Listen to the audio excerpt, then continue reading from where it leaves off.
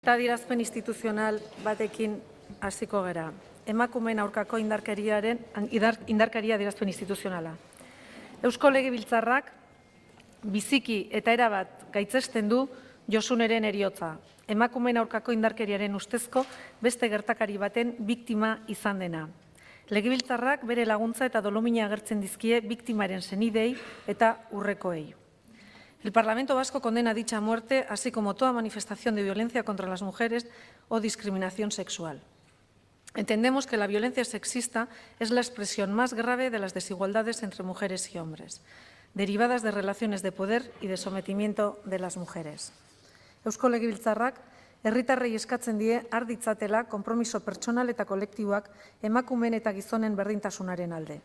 Era berean, erakundeei eskatzen die erakunde ona baita indarkeria mota hori erauzteko funtsezko erantzunkizuna, emakumeen aurkako indarkeria behin betiko desagerrarazteko plan integralak garatzeko behar diren baliabidez hornituak halako moldez non ez den emakumeen aurkako indarkeriazko beste egintzarik izango eta are gutxiago Josune eraman duena bezalako hilketarik.